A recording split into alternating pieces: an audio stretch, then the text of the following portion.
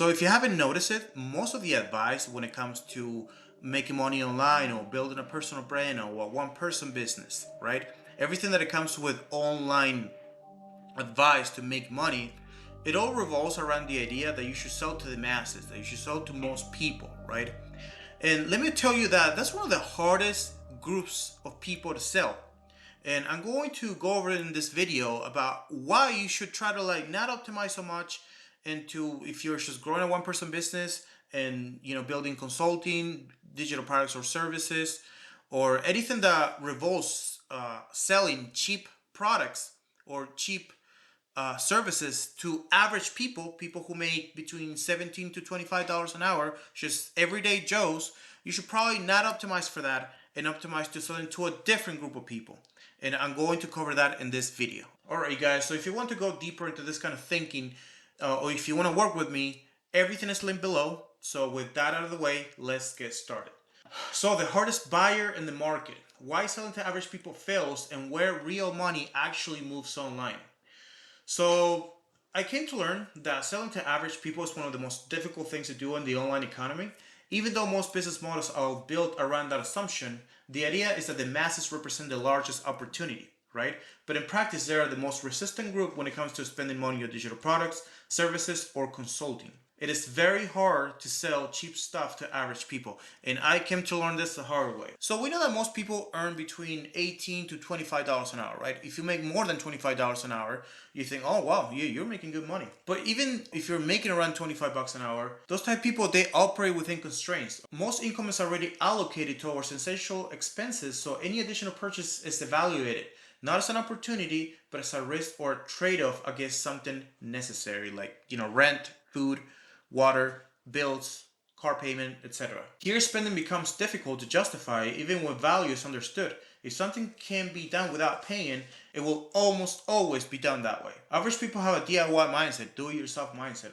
If average people think that they can do something themselves that you're providing for them, most of the time they will do it themselves. All right. I'm telling you this for personal experience as well. When income is already allocated, spending is substitution. Every purchase replaces something necessary, so even small amounts carry weight. The default behavior is to conserve the money, just to try to keep as much money as they can because they're not making as much. So you try to substitute the effort. So this leads to a preference for doing things themselves independently. Many of these people have awareness of what needs to be done, but limited resources. So even if someone understands the value of your product and service and want it, they might not pay it because they can't. When money is tightly managed, the threshold for spending increases, and even small purchases can feel unnecessary. At the same time, individuals with higher income or access to capital operate under a different framework. Amounts that will be significant for others are no longer tied to survival, but to allocation. The question shifts from affordability to whether something is worth it or not. This makes them easier to sell to because purchases are evaluated in terms of returns or efficiency rather than costs. So it is actually easier to sell higher priced products and services to people with money than it is to sell cheaper ones to the average person. Buyers with no money are better buyers. They don't hesitate as much. They already accepted that they need to pay for speed, they need to pay for expertise, they need to pay to avoid mistakes, and they are willing to pay to remove a problem that is bothering them. I came to realize this not too long ago. I would probably say less than a year ago.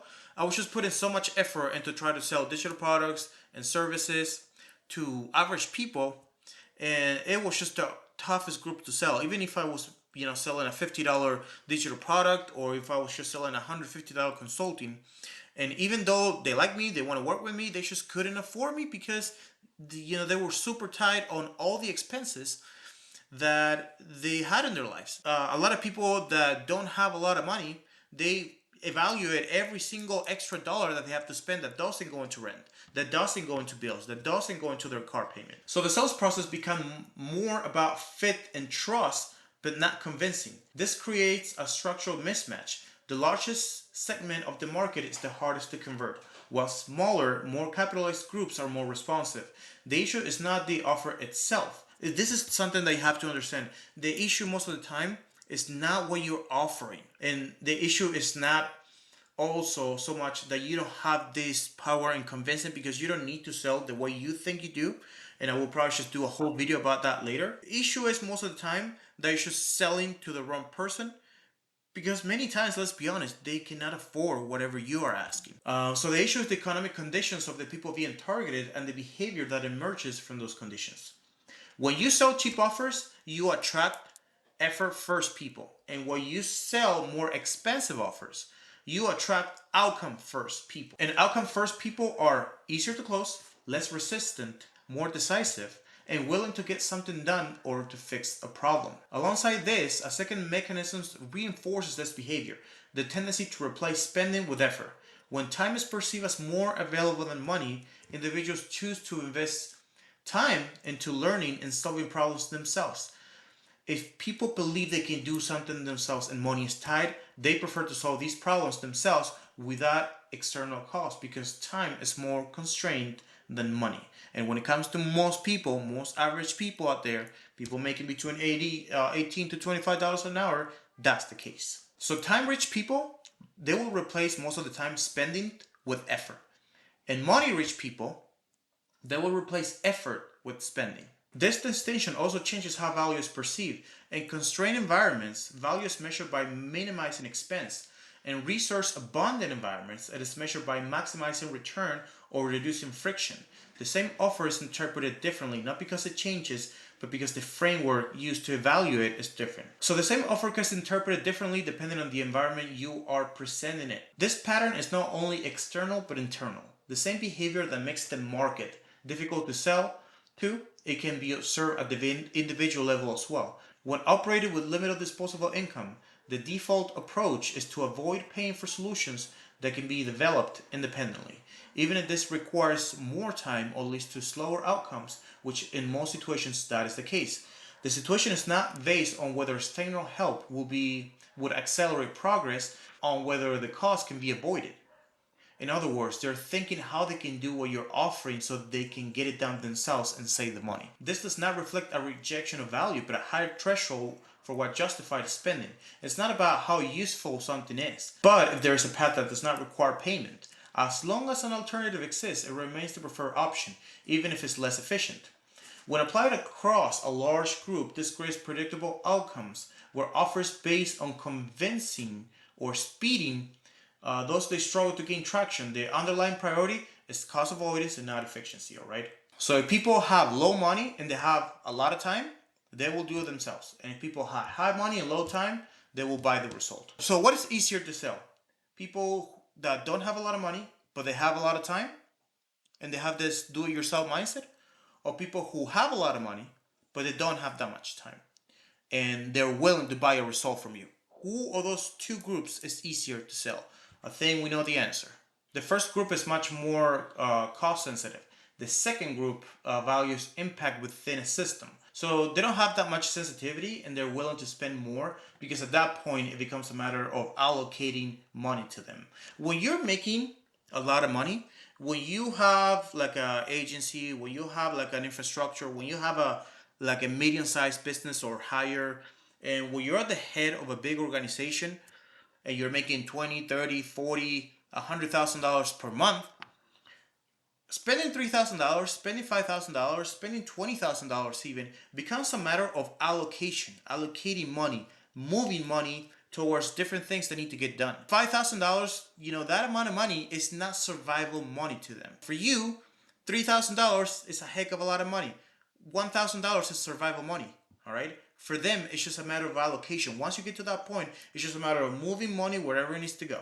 So if we're gonna break this into layers, the above layer, where individuals run systems that generate revenue, these groups include founders, agency owners, and consultants who focus on improving or expanding already existing systems.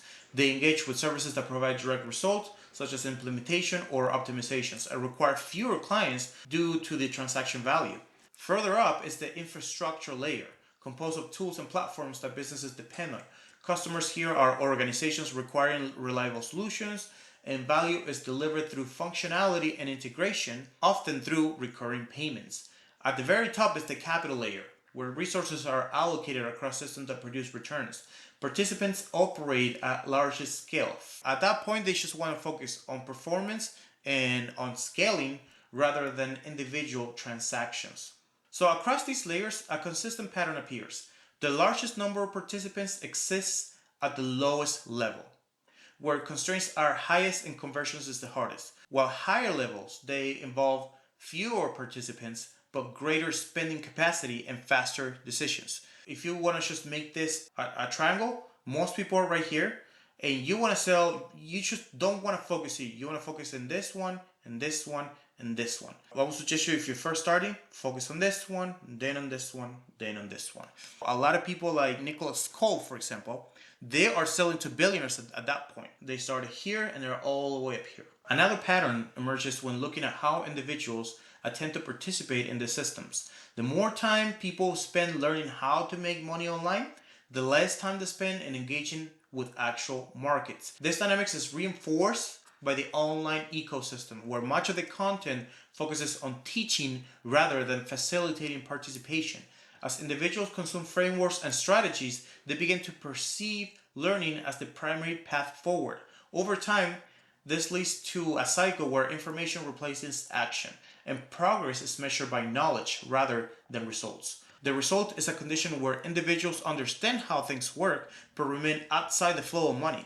Without participation in environments where value is exchanged, knowledge does not compound into results. The core distinction is not within selling to people who have money and those who do not, but within selling to people for whom spending is frictionless and those for whom it's not. Because there's something you also have to keep in mind, okay? And this is important for you to know as well. Financial capacity does not automatically translate into willingness to act. There are individuals with access to capital who will still hesitate and overanalyze decisions.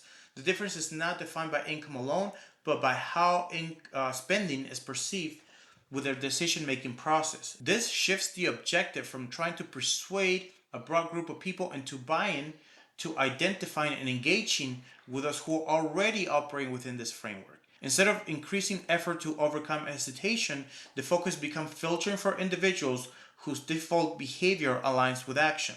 Basically, you shift the effort, okay, from overcoming objections to filtering people. This change alters how offers are presented and how interactions are structured. Less emphasis is placed on explanation, justification, or volume, and more emphasis is placed on clarity of outcome, positioning, and alignment with the right type of buyer. So you basically just have to do your absolute best to try to find what is a skill, what is an offer, or what is a service that you can introduce to a group of people who have a business, who have an organization. After that, you have to get in front of them. You have to start conversations with them.